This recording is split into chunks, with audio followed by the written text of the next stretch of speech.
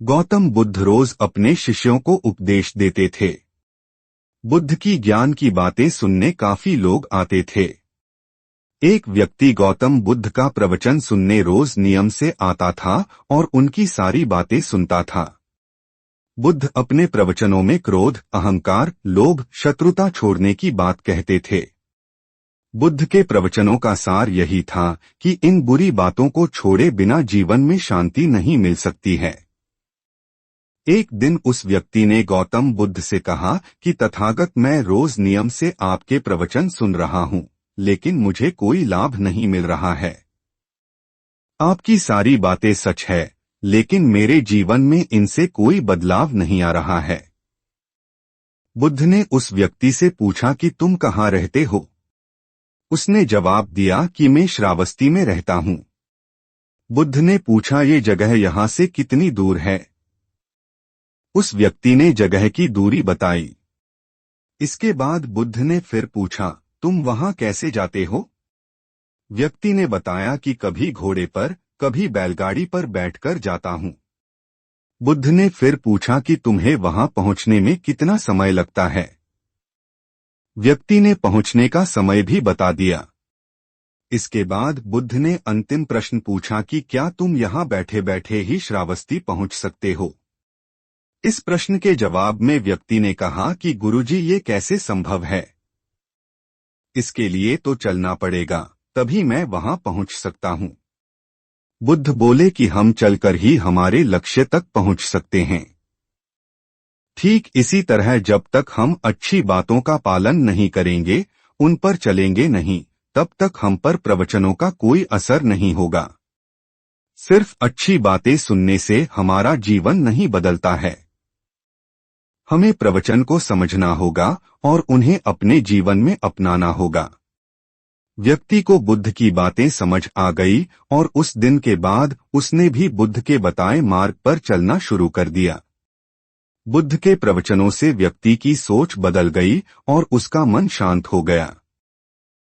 व्यक्ति ने बुद्ध की बातों को दिल से स्वीकार किया और उनके दिखाए मार्ग पर चलने की ठानी।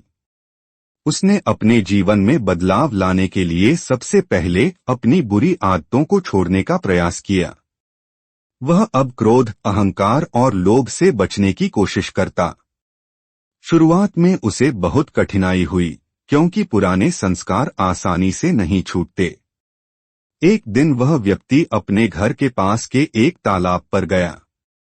वहां उसने देखा कि कुछ बच्चे मछलियों को पकड़ने की कोशिश कर रहे हैं। मछलियां बार बार बच्चों के हाथों से फिसल रही थीं और बच्चे गुस्से में आ रहे थे। उसे देखकर व्यक्ति को बुद्ध की बातें याद आईं। उसने बच्चों से कहा, बच्चों, क्या तुम्हें पता है कि मछलियां भी जीना चाहती हैं? अगर तुम उन्हें पकड़ने की बजाय उनके साथ दया का व्यवहार करोगे तो तुम्हारा मन भी शांत रहेगा और मछलियां भी खुश रहेंगी। बच्चों ने उसकी बातों को समझा और मछलियों को छोड़ दिया। यह देखकर व्यक्ति को बहुत अच्छा लगा। उसने सोचा कि जब छोटी छोटी अच्छाइयों से खुशी मिल सकती है तो जीवन में बड़े बदलाव लाकर कितना सुख मिलेगा। उस दिन के बाद से व्यक्ति ने नियमित ध्यान करना शुरू कर दिया और दूसरों की सहायता करने का संकल्प लिया। धीरे धीरे उसका जीवन सकारात्मकता और शांति से भर गया। कुछ महीनों बाद वह फिर बुद्ध के पास पहुंचा। उसने विनम्रतापूर्वक कहा, गुरुजी, आपने जो मार्ग दिखाया था उस पर चलने से मेरे जीवन में शांति और संतोष आया है। अब मैं समझ सकता हूं कि सिर्फ सुनने से कुछ नहीं होता। सही मायनों में ज्ञान का प्रभाव तब होता है जब उसे अपने आचरण में लाया जाए। बुद्ध मुस्कुराए और बोले, तुमने सही मार्ग चुना है।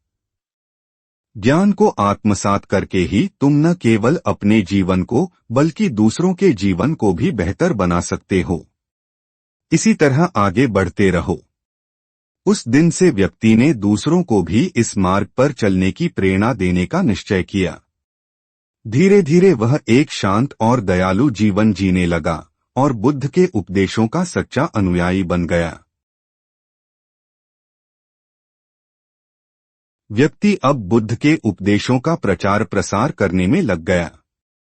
वह गांव-गांव जाकर लोगों को अपनी कहानी सुनाता और उन्हें समझाता कि क्रोध, लोभ और अहंकार को त्याग कर किस तरह उसने अपने जीवन को बदल लिया। उसकी बातें सुनकर कई लोग प्रभावित हुए और उन्होंने भी बुद्ध के मार्ग पर चलने का संकल्प लिया। एक दिन व्यक्ति एक ऐसे गांव में पहुंचा जहां लोग हमेशा आपस में लड़ते रहते थे। वहां हर परिवार में विवाद थे और गांव के लोग अशांत और दुखी रहते थे। व्यक्ति ने गांव के प्रमुख लोगों को इकट्ठा किया और उनसे कहा, यदि हम खुद को शांत नहीं रखेंगे और दूसरों के प्रति दया और प्रेम नहीं दिखाएंगे, तो हमारा जीवन कभी सुखी नहीं हो सकता। क्रोध और घृणा से केवल दुख ही मिलता है। शुरुआत में कुछ लोगों ने उसकी बातों को अनसुना कर दिया, लेकिन कुछ दिन बाद उन्होंने देखा कि उस व्यक्ति का जीवन कितना शांत और प्रसन्न है। धीरे धीरे लोग उसकी बातों को गंभीरता से सुनने लगे। वह उन्हें साधारण उदाहरणों से समझाता कि कैसे छोटी छोटी आदतों में बदलाव से जीवन में बड़ा परिवर्तन लाया जा सकता है। कुछ महीनों में उस गांव का माहौल बदलने लगा। लोग आपसी विवादों को सुलझाने लगे, एक दूसरे की मदद करने लगे और क्रोध व घृणा को त्यागने का प्रयास करने लगे। गांव में पहले जो अशांति थी वह अब शांति और सद्भाव में बदल गई। जब बुद्ध को इस बात का पता चला तो उन्होंने उस व्यक्ति को अपने पास बुलाया। बुद्ध ने उससे कहा, तुमने अपने प्रयासों से न केवल अपने जीवन को बल्कि कई लोगों के जीवन को भी बदल दिया है। यही सच्चा धर्म है, दूसरों को सही मार्ग दिखाना और उनके जीवन में शांति लाना। व्यक्ति ने विनम्रता से कहा, गुरुजी, यह सब आपकी शिक्षाओं की शक्ति है। मैंने तो बस उनका पालन किया और दूसरों को वही रास्ता दिखाया। बुद्ध ने मुस्कुराते हुए कहा, यही मेरे उपदेशों का सार है। ज्ञान का असली अर्थ तब है जब वह दूसरों की भलाई के लिए उपयोग हो। उस दिन से व्यक्ति और भी अधिक उत्साह के साथ इस पवित्र कार्य में जुट गया। वह जहां भी जाता वहां लोगों को सत्य, अहिंसा और शांति का मार्ग अपनाने के लिए प्रेरित करता। उसकी मेहनत और समर्पण से कई जगहों पर शांति स्थापित हुई। समय बीतता गया और व्यक्ति के जीवन का अंतिम समय आ गया। उसने अपने आसपास इकट्ठे लोगों से कहा, मेरा जीवन बुद्ध की शिक्षाओं का एक छोटा सा उदाहरण है। हमेशा याद रखना कि ज्ञान को केवल सुनने या समझने तक सीमित मत रखना। उसे अपने जीवन का हिस्सा बनाओ। यही जीवन की सबसे बड़ी सीख है। उसके जाने के बाद भी उसकी बातें लोगों के दिलों में जीवित रहीं और वह अनगिनत लोगों के लिए प्रेरणा का स्रोत बन गया। व्यक्ति की शिक्षाओं और कार्यों ने दूर दूर तक अपना प्रभाव छोड़ा। लोग उसकी बातें याद रखते और एक दूसरे को प्रेरित करते। उसके जीवन का उद्देश्य केवल खुद को सुधारना नहीं था, बल्कि एक ऐसा समाज बनाना था जहां शांति और सद्भाव हो। उसकी मृत्यु के बाद उस गांव में और आसपास के क्षेत्रों में लोगों ने उसकी याद में एक सभा का आयोजन किया। सभा में बुद्ध के कई शिष्य और अन्य श्रद्धालु भी आए। सभा में लोगों ने उस व्यक्ति के जीवन और उसके कार्यों के बारे में चर्चा की।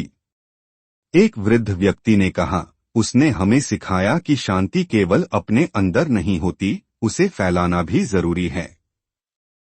उसने दिखाया कि बदलाव अकेले से शुरू होता है, लेकिन उसका प्रभाव सभी पर पड़ता है। सभा में मौजूद एक युवा ने खड़े होकर कहा, मैंने उस व्यक्ति से सीखा कि अहंकार और क्रोध छोड़ने से जीवन में कितना बड़ा परिवर्तन आ सकता है।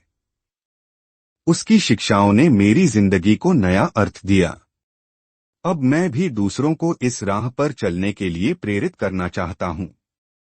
वहीं एक महिला ने अपनी कहानी साझा की, पहले मेरा परिवार हमेशा झगड़ों में उलझा रहता था, लेकिन जब हमने उसकी बातों को अपनाया तो हमने अपने अंदर बदलाव लाया। अब हमारा परिवार खुशहाल है और हम अपने बच्चों को भी यही सिखा रहे हैं। सभा के अंत में बुद्ध ने स्वयं वहां उपस्थित होकर सभी को संबोधित किया। उन्होंने कहा, उस व्यक्ति ने जो काम किया वह मेरे उपदेशों का सार है। उसने अपने जीवन को दूसरों के लिए उदाहरण बनाया। यही सच्चा धर्म है। याद रखें, ज्ञान अकेले रखने के लिए नहीं है, उसे दूसरों के साथ साझा करना ही उसका असली उद्देश्य है। उस दिन सभा में मौजूद हर व्यक्ति ने शपथ ली कि वे उस व्यक्ति के दिखाए मार्ग पर चलेंगे।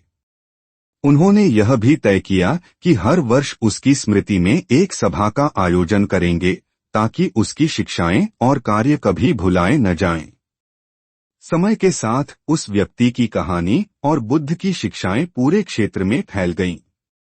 लोग न केवल उन्हें सुनते बल्कि उन्हें अपने जीवन में अपनाते।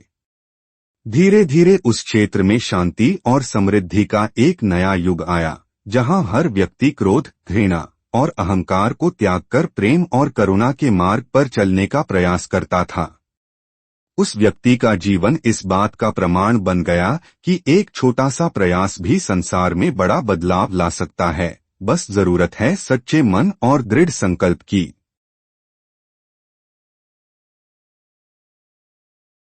समय बीतता गया, लेकिन उस व्यक्ति की शिक्षाएं लोगों के दिलों में अमर रहीं।